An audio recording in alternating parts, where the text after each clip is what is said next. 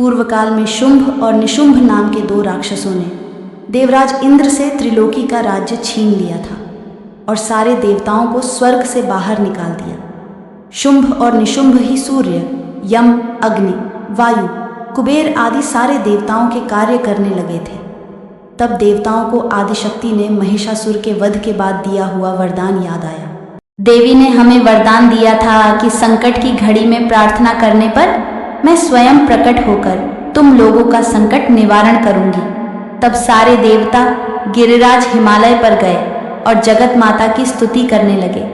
उसी वक्त देवी पार्वती गंगा जी में स्नान करने के लिए वहां आई और देवताओं से पूछा कि तुम यहाँ किसकी स्तुति कर रहे हो। तब उनके शरीर कोश से निकली कौशिकी देवी ने कहा, शुंभ और निशुंभ के सताए हुए यह देवता यहाँ पर मेरी ही स्तुति कर रहे हैं। देवी पार्वती के शरीर कोश से निकलने के कारण इनका नाम कौशिकी पड़ा। उसके बाद देवी पार्वती का रंग काला पड़ गया और वे महाकाली के नाम से संसार में विख्यात हुईं।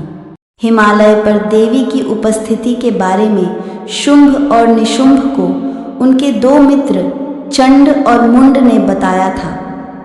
चंड और मुंड ने देवी के रूप और तेज का वर्णन शुंभ निशुंभ के सामने किया था और कहा था कि वे इस देवी को अपने पास रखने का प्रयत्न करें। इसी कारणवश शुंभ निशुंभ ने सुग्रीव नाम के दैत्य को दूत बनाकर देवी के पास उनसे विवाह करने का संदेश भिजवाया था, किंतु देवी ने यह कहा कि उन्होंने पहले ही प्रतिज्ञा ले रखी है कि जो भी उन्हें युद्ध में हराएगा वह केवल उसी से विवाह करेंगी। देवी की यह प्रतिज्ञा सुनकर शुंभ निशुंभ को बड़ा क्रोध हुआ और उन्होंने धूम्रलोचन नामक उनके सेनापति को देवी को लाने के लिए हिमालय पर भेजा।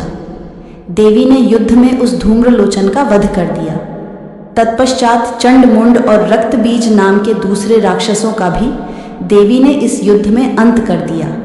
अपनी सारी सेना का यूं अंत होता देख शुंभ और निशुंभ दोनों को ही बड़ा क्रोध आया और दोनों देवी से युद्ध करने के लिए उनके तरफ दौड़े।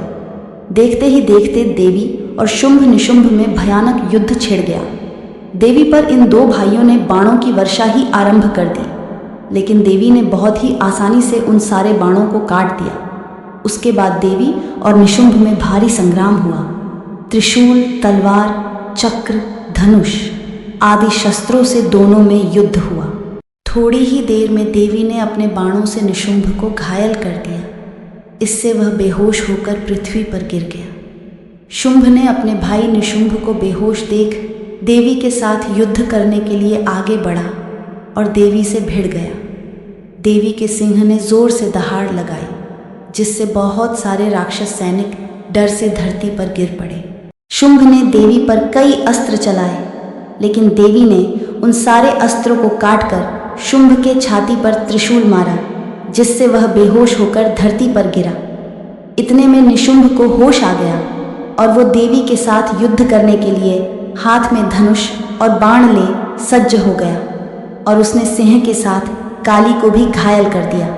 उसके बाद वह 10,000 हाथ बनाकर चक्रों से देवी चंडिका पर वार करके उन्हें घायल कर दिया। तब दुर्गति नाश करने वाली दुर्गा देवी ने अपने बाणों से उन सारे चक्रों को काट दिया। उसके बाद निशुंभ ने त्रिशूल लेकर चंडिका के साथ युद्ध किया, लेकिन चंडिका देवी ने उस त्रिशूल को काट दिया और अपने त्रिशूल से उसकी छाती छेद डाली। देवी ने अपनी तलवार से उसका सर काट दिया और इस तरह निशुंभ का अंत हो गया।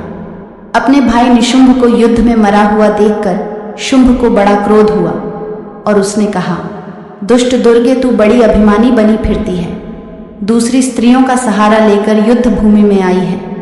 तब उसकी बात सुनकर देवी ने कहा, मूर्ख शुंभ, यह सब मेरे ही रूप है। मैंने ही इन सभी देवियों का रूप धारण किया है। तभी देखते ही देखते सारी देवियां दुर्गा माँ के शरीर में ही विलीन हो गई और रणभूमि में केवल दुर्गा देवी ही रह गई। तत्पश्चात शुंभ और दुर्गा देवी में भयंकर युद्ध छिड़ गया, जिसे देखकर सारे देवता और दानव आश्चर्यचकित हो गए थे। दोनों एक दूसरे से चलाए हो हुए अस्त्रों का निवारण कर देते और फिर नए अस्त्रों से युद्ध करने लगते। तत्पश्चात दुर्गा देवी और शुंभ दोनों ही आकाश में जाकर वही युद्ध करने लगे।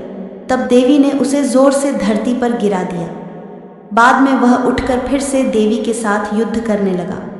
इसी तरह बहुत देर तक युद्ध करने के बाद देवी ने अपने त्रिशूल से शुंभ के छाती को चीरकर उसका अंत कर दिया।